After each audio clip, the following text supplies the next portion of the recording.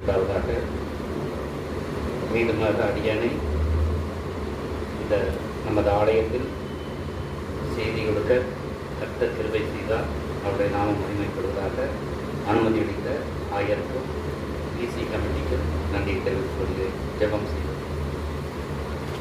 எங்கள் பரலோக பிதாவை, இந்த வேலைக்காக நன்றியோடு துதிக்கிறோம் ஆண்டவரை, ஸ்தோத்திரிக்கிறோம் ஆண்டவரை. கடந்த காலங்கள் முழுவதும் நீர் எங்களை பாதுகாத்து வழிநடத்தி வந்த கிருபைக்காக நன்றிகளை ஏறடிக்கிறோம் ஆண்டவரே. ஒவ்வொரு நாளும் நீர் எங்களை போஷித்து பராமரித்து பாதுகாத்து வந்து கொண்டு இருக்கிறீர்கள் ஆண்டவரே. அதற்காக நன்றி செலுத்துகிறோம். இந்த ஆராதனை ஆசீர்வதியும் ஆண்டவரே. செய்தி கொடுக்கும் தாசனை நீர் ஆசீர்வதியும் ஆண்டவரே. கொடுக்கும் செய்தியானது எங்கள் அனைவருக்கும் பிரயோஜனம் உள்ளதாக இருக்க நீர் எடுத்து பயன்படுத்த வேண்டுமாய் ஜெபிக்கிறோம். தொடர்ந்து வருகை பிறந்த ஒவ்வொருவரையும் ஆசீர்வதியும் ஆண்டவரே. உமது நாமம் மீட்டும் மகிமைப்பட வேண்டுமாய் ஜெபிக்கிறோம். துதி கன மகிமை அனைத்து உமக்கே செலுத்துகிறோம். மீட்பர் இயேசுவின் மூலம் ஜெபிக்கிறோம் எங்கள் நல்ல பிதாவே, ஆமென். கிறிஸ்துவுக்குள் அன்பானவர்களே,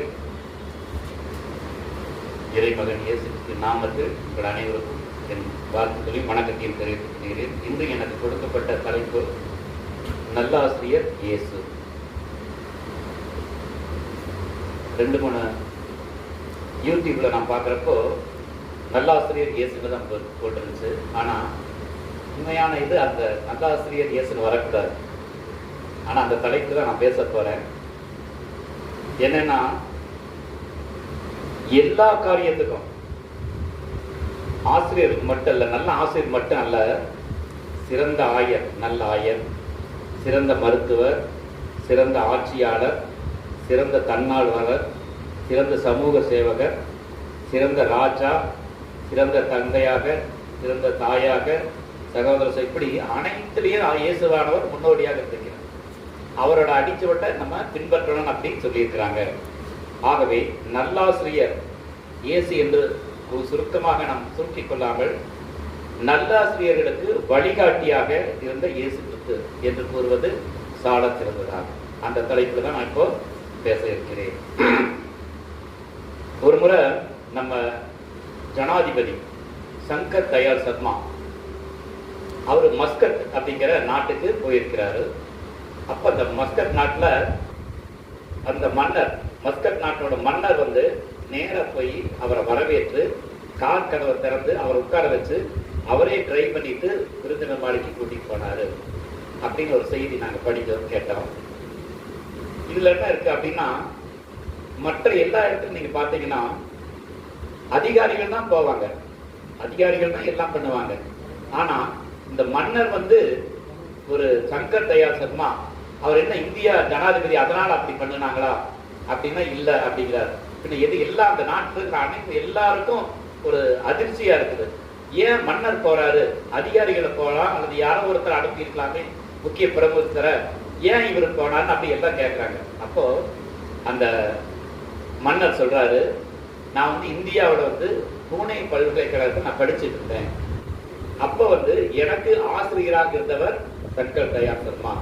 ஆகவே அங்க வந்து நான் பாடத்தை மட்டும் நான் படித்துக் கொள்ளல, அந்த இந்திய கலாச்சாரம், குருவானவருக்கு எப்படி நம்ம கீழ்ப்படியணும், ஒரு போதிக்கும் ஆசிரியருக்கு எவ்வாறு மதிப்பு நம்ம கொடுக்கணும் அப்படிங்கிறதையெல்லாம் நான் அனுபவிச்சு நான் பழகப்பட்டதுனால அதே அந்த மரியாதையை நான் அவருக்கு செலுத்தணும் விரும்பினேன் அப்படின்னு சொல்லி நான் அதுக்காக நானே வந்து கதவை திறந்து அவரை உட்கார வச்சுட்டு நானே காரை ஓட்டிட்டு வந்து இந்த விருந்தினர் மாளிகைக்கெல்லாம் கூட்டிட்டு வந்து அவரோட இருந்தேன் அப்படின்னு சொன்னாரு. இதே போல ரோம பேரரசர் கிரேட் அலெக்சாண்டர், இவர்கிட்ட ஒரு கேள்வி கேட்கிறாங்க. அலெக்சாண்டர் மன்னா, இந்த உலகத்தையே உங்க ஒரு குடையின் கீழே நீ கொண்டு வர பாடுபட்டு கொண்டிருக்கிறீங்க, இது எல்லாத்துக்கும் என்ன காரணம் அப்படின்னு கேட்டோன்னா அவர் சொன்னாரு, இதுக்கு காரணம் வந்து என்னோட ஆசிரியர் அரிஸ்டாட்டில் அப்படின்னு சொன்னார். மயர் என்ன சொன்னார்னா, இந்த உலகத்துக்கு என்னை அறிமுகப்படுத்தியது வந்து என் பெற்றோர்கள், தாய் தந்தை தான் என்னை இந்த உலகத்துக்கு கொண்டு வந்தாங்க. ஆனா இந்த உலகம் என்னை பார்க்க வச்சது வந்து அரிஸ்டாட்டில் அப்படிங்கிற ஆசிரியர்னாலதான் அப்படின்னு சொன்னாங்க. அப்போ ஒரு ஆசிரியர் எவ்வளவு ஒரு மதிப்பு மிக்கவர், எவ்வளவு சிறப்பானவர். இன்றைக்கு கூட இன்னைக்கு ஆசிரியர் தினம் டாக்டர் ராதாகிருஷ்ணன் அவர்களோட நினைவாகத்தான் இந்த ஆசிரியர் தினம் கொண்டாடப்பட்டு வருகிறது. அவர் நம்ம ஜனாதிபதியா இருந்திருக்காரு, பல முக்கியமான பொறுப்புகள் இருந்திருக்காரு. ஒரு ஆசிரியராக இருந்து படிப்படியாக அவர் மேலே வந்தார். ஆக ஒரு உயர்ந்த ஒரு பதவியில் இருந்தார். அவர் வந்து ஆசிரியராக மட்டும் இருந்திருந்தா இவ்வளவு இது மதிப்பு கிடைச்சிருக்குமான்னு சொல்ல முடியாது. ஆனால் தலைத்திருந்த ஒரு இந்தியாவின் ஜனாதிபதியாக இருந்து அரசாட்சி செஞ்சு கொண்டு வந்தார். நிறைய கமிட்டிஸ்ல அவர் இருந்தார். அப்போ ஆசிரியர் என்பவர் ஒவ்வொருவரையும், நம்ம அனைவருக்கும் ஆசிரியர் இல்லாம யாருமே இருந்துக்கவே முடியாது. நீங்க யோசித்து பாருங்க, ஆசிரியர் இல்லாம மற்றவங்க அதிகாரியை சம்பந்தமே இல்லாம இருக்கலாம், கலெக்டர் சம்பந்தம் இல்லாம இருக்கலாம், போலீஸ் ஸ்டேஷன் சம்பந்தம் இல்லாம இருக்கலாம், வக்கீல் கோர்ட்டுக்கு சம்பந்தம் இல்லாம இருக்கலாம். ஆனா ஒரு ஆசிரியர் நம் வாழ்க்கையில் இடைவிடாமல் இருக்கவே வாய்ப்பே கிடையாது. மேலும் ஆசிரியர் பணி அறப்பணி, ஆசிரியர் பணி அறப்பணி, அதற்கென்றே உன்னை அர்ப்பணி அப்படின்னு ஒரு வாசனை இருக்கு. அப்போ அந்த ஆசிரியரோட மகிமை மதிப்பு அவ்வளவு உயர்வா அவங்க சொல்றாங்க. எல்லாம் ஆசிரியர் இருந்தா எல்லாமே சரியா போகுது. அதாவது இன்னும் சொல்லுவாங்க, ஒரு ஸ்கூல்ல வந்து ஒரு பள்ளிக்கூடத்தை நம்ம கட்டிட்டாவே போதும், எத்தனையோ ஜெயில வந்து அடைபெற்றோம் அப்படி. ஆனா இப்ப இருக்க நிலைமை நம்ம யோசித்து பாருங்க, ஆசிரியர்களுக்கு வேலை இல்லாம போயிடுச்சு, மதிப்பெல்லாம் எவ்வளவோ குறைந்து விட்டது, சமூகம் அப்படி மாறிடுச்சு. இதனால பாதிக்கப்படுவது மக்கள் தான். ஆசிரியை மதிக்காத சமுதாயம் வந்து முன்னேறினதா சரித்திரம் கிடையாது. ஆசிரியர்கள் தனக்கென்று வாழாதவர்கள். நீங்க ஒரு டீச்சரை பாருங்க, இப்ப பரவாயில்ல, முந்தைய காலத்துல நீங்க பார்த்தீங்கன்னா ஒரு சைக்கிள் தான் வச்சிருப்பாங்க, ஒரு வேஷ்டி துண்டு ஒரு சைக்கிள், இவ்வளவுதான் அவங்களோட ப்ராப்பர்ட்டியே. அவங்க ரிட்டையர்டாகி முடிச்சாலும் அப்படித்தான் இருந்திருக்கிறாங்க. கவனிச்சு நீங்க பாருங்க. அப்போ அவங்க எவ்வளவு உண்மையும் உத்தவமா இருந்து அந்த மாணவர்களுக்கு நம்மனால இப்படியாச்சும் ஒருத்தன் பயன்படணும், நம்மனால அவன் உயர்வா வரணும் அப்படின்னு எவ்வளவோ ஆசைப்பட்டு பிரயாசப்பட்டு தன்னையே வருத்திக்குவாங்க. இப்போ சில ஸ்கூல் டீச்சர்ஸ் எல்லாம் நீங்க கவனிச்சு பார்த்தா நைட்டு 10 மணி 11 மணி பேப்பர் நோட்டை திருத்திட்டு இருக்கிறாங்க. நான் பார்த்துருக்கிறேன். அவ்வளவு கடினமான காலங்கள் இப்ப இருக்கிறது. இல்லைன்னா மெமோ கொடுத்துருவாங்க, இல்லைன்னா டிரான்ஸ்ஃபர், சஸ்பெண்ட், இப்படி நிறைய இருக்கு. ஆக ஆசிரியரை மதிக்க வேண்டும். அவர்கள் தன்னலம் அற்றவர்கள். நிறைய காரியத்துக்கு ஒரு நல்ல ஆசிரியர் அப்படின்னு சொன்னா என்னென்ன பண்புகள் இருக்க வேண்டும். இன்னொன்று நன்னூல் அப்படிங்கிற ஒரு நூல் நம்மளுக்கு தெரியும், தமிழ் நூல். அந்த நன்னூல் என்ன சொல்லுதுன்னா, ஒரு ஆசிரியர் வந்து நிலம் போன்றவர்கள். நிலத்துல விதை வந்து மாணவர்கள். இந்த மாணவர்களை விதைக்கிறாங்க நிலத்துல. இந்த நிலத்தை போட்டு பறிப்பாங்க, நல்லா ஏறுழுது, தண்ணி பாய்ச்சி, உடைச்சு, வெட்டி எல்லாம் பண்ணுவாங்க, பண்படுத்துவாங்க. அது எவ்வளவு காயப்படுத்துவாங்க நிலத்தை. ஆனா அந்த நிலம் வந்து ஒரு நாளும் வந்து அந்த விதைக்கு வந்து பாதிப்பே வராது, அழகா வளர செய்யறதுக்கு தான் உதவி செய்யும். அது போலதான் ஆசிரியர்கள் ஒரு நிலம் போன்றவர்கள். தன்னுடைய மாணாக்கரின் வாழ்க்கைக்கு முன்னேற்றுவதற்கு என்ன வேணாலும் செய்வாங்க. ஒரு ஏணி அவங்க, இவன் எத்தனை முறை வேணாலும் அவங்க எட்டிக்கோட உதைக்கிறதுக்கு வாய்ப்பு இருக்குது மாணவர்கள். ஆனாலும் அந்த ஏணி வந்து என்னைக்கும் எத்தனை மாணவர்கள் வந்தாலும் அவங்களை ஏற்றிக்கொண்டேதான் வரும். வேதத்துல பல இடங்களை நம்ம பார்க்கலாம், போதகரே போதகரே அப்படின்னு. நம்ம இன்னைக்கு வாசிக்க கேட்ட மார்க் 16:15 வசனம் நான் வாசிக்கிறேன். பின்பு அவர் அவர்களை நோக்கி, நீங்கள் உலகமெங்கும் போய் சர்வ சிருஷ்டிக்கும் சுவிசேஷத்தை பிரசங்கியுங்கள். அப்போ ஒவ்வொருத்தரும் ஆசிரியராக மாற வேண்டும், எல்லாம் பிரசங்கம் பண்ணணும் அப்படின்னு தான் சொல்லி நம்ம மேல் விட்ட கடமை. எல்லாத்துக்கும் சுவிசேஷத்தை பிரசங்கிக்க வேண்டும். அப்ப நம்ம அனைவருமே ஆசிரியர்கள். ஒரு நல்ல ஆசிரியராக இருக்க வேண்டும்னா என்னென்ன இருக்கு, என்னென்ன குவாலிஃபிகேஷன் அப்படின்னு பார்த்தா, எளிமையானவராக இருக்க வேண்டும், அன்புடையவராக இருக்க வேண்டும், மாணவர்களின் மனதிற்கு இருக்க வேண்டும், பாகுபாடு அற்றவர்களாக இருக்க வேண்டும், வெற்றிக்கு வழிகாட்டுபவராக இருக்க வேண்டும், மாணவர்களை தன்பால் ஈர்க்கக்கூடிய அந்த ஆற்றல் வேண்டும், உதவி செய்பவராக இருக்க வேண்டும். இது அத்தனை இருக்கு. இதுல ஒவ்வொரு பாயிண்டா நம்ம பார்க்கலாம். ஃபர்ஸ்ட் வந்து யோவான், நீங்க வாசிக்க வேண்டாம், யோவான் 13:13 சொல்லுது, நீங்கள் என்னை போதகர் என்கிறீர்கள், ஆம் நான் போதகரே என்று இயேசு கிறிஸ்து கூறினார். அவர் ஒரு ஆசிரியர். ஆமா, நீங்க ஆசிரியர் என்னை சொல்றீங்க, தேவனிடத்துல வந்து ஆசிரியர் நான் தான் அப்படின்னு அவர் சாட்சி சொல்றாரு. யோவான் 3:2 சொல்றாரு, நிக்கோதேமு சொல்றாரு, நிக்கோதேமு ஆண்டவரிடம், ரவி நீ தேவனிடத்திலிருந்து வந்த போதகர் அப்படின்னு சொல்றாரு. அதே போல மார்க் 13:1 பார்த்தா, போதகரே இந்த கண்டுகள் எப்படிப்பட்டது, இந்த எருசலேம் பில்டிங் ஆலயத்தை பார்த்து சொல்றாங்க. அப்போ அநேக இடத்துல சீசர்கள் நீங்க பாத்தீங்கன்னா போதகரே அப்படிம்பாங்க. அநேக மக்கள் வந்து போதகரே போதகரே என்கிற அப்புறம் ஒரு ஆசிரியராக அவர் இருந்திருக்கிறார். ஆசிரியராக மட்டும் அல்ல, நான் சொன்ன முதல்ல சொல்லியிருந்தேன், அவர் ஒரு நல்ல ஆசிரியர், நல்ல மருத்துவர். நிறைய உங்க பைபிள் முழுசு நீங்க அவர் வாழ்க்கை காலம் முழுவதும் பார்த்தா அத்தனையும் அவர் திருப்பி திருப்பி வந்துட்டே தான் இருக்கும். ஒன்றோடு ஒன்று இணைந்துதான் இருக்கும். மன உருக்கமுடையவர், வெற்றிக்கு வழிகாட்டுபவர், மனது உருக்கமுடையவர், அன்பானவர், பாகுபாடற்றவர், இப்படி நம்ம சொல்லிட்டே போகலாம். எளிமையானவர் இவர். அந்த நல்லாசிரியருக்குரிய பண்புகள்லாம் ஆண்டவருக்கு நிறைய இருக்கு. 1-2 பாயிண்ட் மட்டும் நம்ம சொல்லிடுறேன்.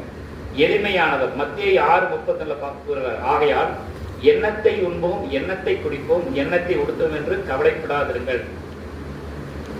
ஆண்டவர் அப்ப சொல்றப்போ அப்ப அவரு அதே மாதிரிதான். இன்னொன்னு சொன்னீங்கன்னா, ஆண்டவர் வந்து ஒரு நாள் வந்து மாற்றி செய்பவர் அல்ல.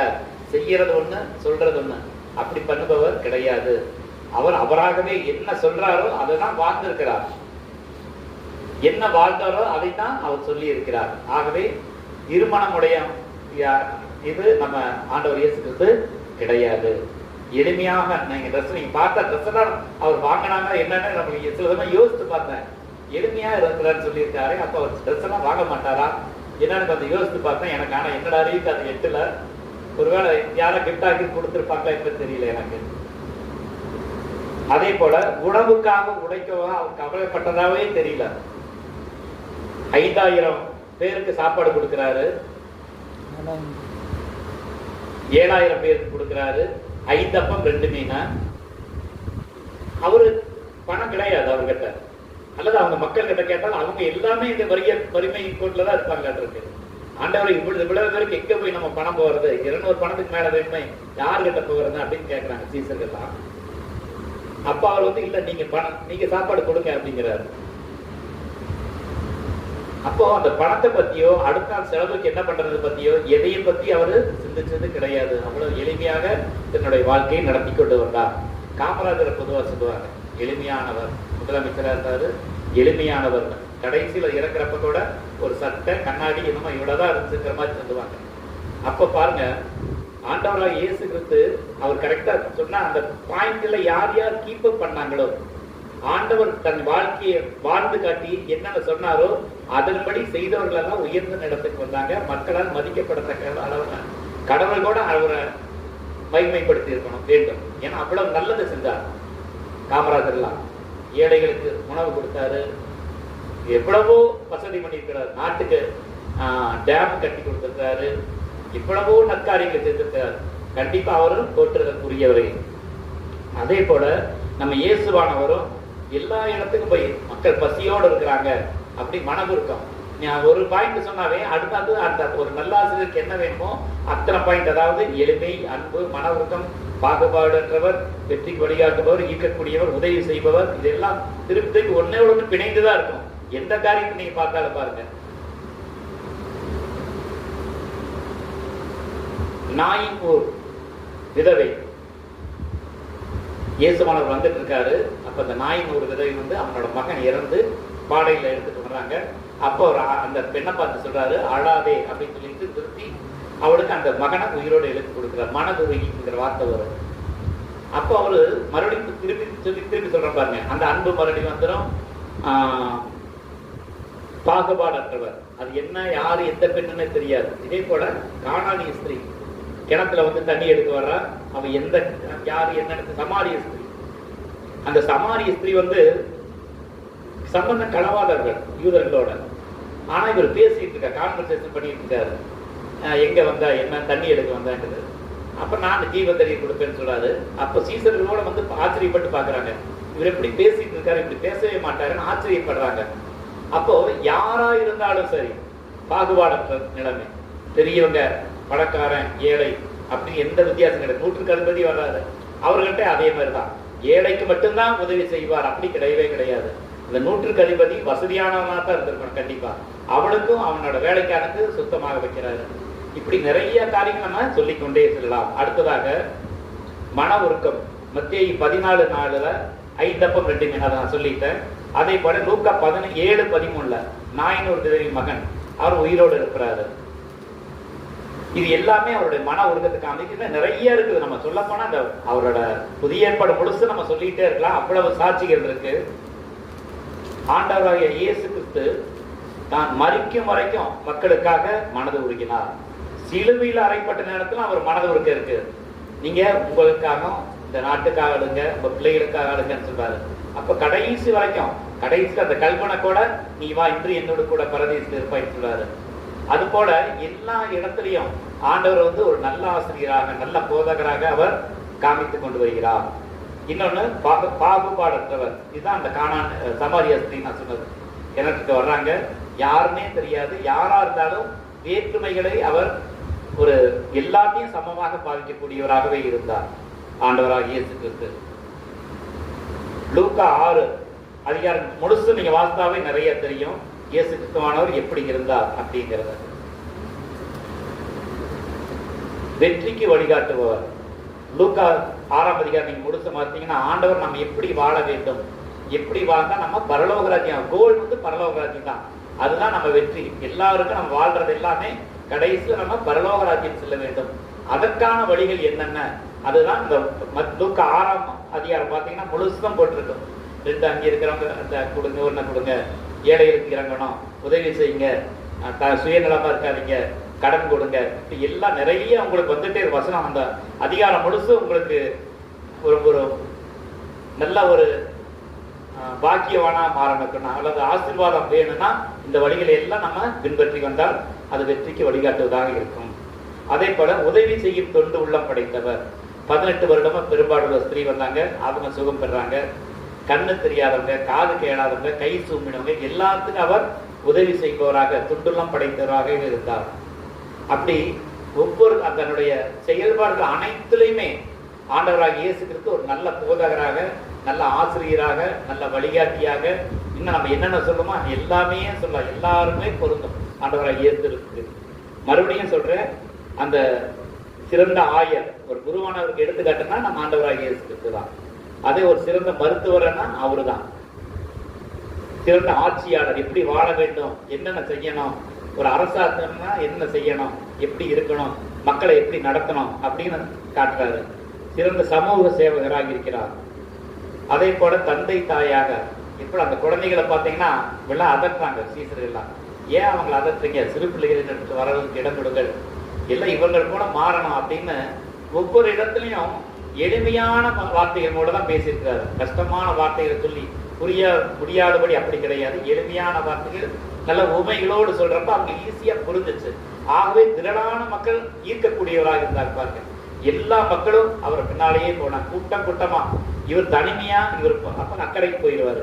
ஏன்னா அவ்வளவு கிரௌடு, பயங்கர கூட்டமா இருக்கு. அவர் பின்னால சும்மா பின்னால போயிட்டே இருக்கிறாங்க. அப்போ மக்களை ஈர்க்கக்கூடிய பண்பும் நமது ஆண்டவராக இயேசுக்கு இருந்தது. அப்போ நல்லாசிரியர்களுக்கு வழிகாட்டியாக வாழ்ந்தவர். ஆசிரியருக்கு மேலாக தேவகுமாரனை உலக இரட்சகராக இந்த உலகத்தில் வாழ்ந்து வந்தார். பரிசுத்த ஆவியாக ஜீவித்து, இப்போ நம்மளுக்கு பரிசுத்த ஆவியாக ஜீவித்து வழிகாட்டி கொண்டு வருகிறார். அப்போ ஒரு சிறந்த ஆசிரியர் அல்லது ஒரு சிறந்த ஒரு உயர்ந்த பதவி உள்ளவர்னு சொல்லலாம். எது எடுத்துக்கிட்டாலும் நம்ம ஆண்டவராக இயேசு கிறிஸ்து ஒரு மாடலாக, முன்மாதிரியாக இருக்கிறார். ஆகவே நாமும் நம்ம வசனம் சொல்லுது, மார்க்கு 16:15 சொல்லுது, பின்பு அவர் அவர்களை நோக்கி, நீங்கள் உலகம் எங்கும் போய் சர்வ சிருஷ்டிக்கும் சுவிசேஷத்தை பிரசங்கிங்கள். அப்போ ஒவ்வொருவரும் நம்ம ஆசிரியர்கள் தான். ஆசிரியர் இல்லைன்னு நம்ம யாரும் சொல்ல முடியாது. ஏன்னா ஒரு குழந்தைக்கு முதல் ஆசிரியர் பெற்றோர் தான். அப்ப நம்ம எல்லாருக்கும் இருக்கிறோம், அத்தனை பெற்றோர் தான் இருக்கிறோம். நம்ம எல்லாம் முதலாவது நம்ம குழந்தைகளுக்கு ஆசிரியர், அப்புறம் அடுத்த ஆசிரியர் அல்லது அடுத்த பணிக்கு நம்ம செல்றோம். முதலாவதாக நம்ம குழந்தைகளுக்கு கற்றுக் கொடுப்பது நம்ம தான். நம்ம என்ன கற்றுக் கொடுக்கிறோமோ அதை பார்த்து தான் அவங்க ஃபாலோ பண்ணுவாங்க. அப்புறம் ஸ்கூலுக்கு போய் மேன்மேலும் பாடங்களை அவர்கள் படித்து கொண்டு வருவார்கள். ஆகவே இவ்வளவு சிறந்த வழிகாட்டியாகிய ஆண்டவர் நமக்கு முன்மாதிரியாக வைத்து போயிருக்கிறார். உலகம் எங்க போய் சர்வ சிருஷ்டிக்கும் நீங்க பிரசங்கம் பண்ணுங்க அப்படின்னு அந்த காரியங்களை நாம் செய்யவும். அப்பொழுது சிறந்த ஆசிரியராக வளரணும். என்னென்ன செய்யணும் பண்புகள்னா, அன்பாக இருக்கணும், மன உருக்கம் வேணும், வழிகாட்டுபவரா இருக்கணும், ஈர்க்கக்கூடிய மக்களை ஈர்க்கக்கூடிய அளவு இருக்கணும், உதவி செய்பவரா இருக்கணும். இது மட்டும் இல்லாம இந்த ஆசிரியர்களுக்கு மேல அல்லது அனைத்து நான் சொன்ன அத்தனை அதிகாரங்களுக்கு மேல தன்னையே அவர் சிலுவையில் ஒப்பு கொடுத்தார், தாமே பலியாக மாறினார். அப்போ இவ்வளவு ஒரு பெரிய ஒரு உலகத்துல நீங்க அதாவது நல்ல மனுஷனுக்கு ஒருத்தர் நான் போய் சார் என்னை காப்பாத்தினாரு, அதுக்காக நான் உயிரை இழக்கிறேன், அல்லது நல்ல காரியத்துக்காக உயிரை இழப்பாங்க. ஆனா நம்ம ஆண்டவராய் இயேசு கிறிஸ்து பாவிகளாகிய நம்மை மனதுருக்கம் வைத்து நம்ம பாவத்திலிருந்து வெளியே வரணும், நம்ம பாவத்திலிருந்து மீட்டெடுக்கணும்னு அவர் தன்னைத்தானே பலியாக ஒப்பு கொடுத்தார். இப்படி ஒரு தன்னலமற்ற தியாகியாக எல்லா விதத்திலையும் மேலாக சிறந்த ஆசிரியருக்கும் மேலாக வழிகாட்டியாக நமக்கு இருந்த ஆண்டவரை மகிமைப்படுத்துவோம். அவருடைய கட்டளைகளை நாம் பின்பற்றுவோம். ஜெபம் செய்வோம். கிருபை நிறைந்த எங்கள் அன்பின் தேவனே, இந்த வேலைக்காக நன்றியோடு துதிக்கிறோம் ஆண்டவரே.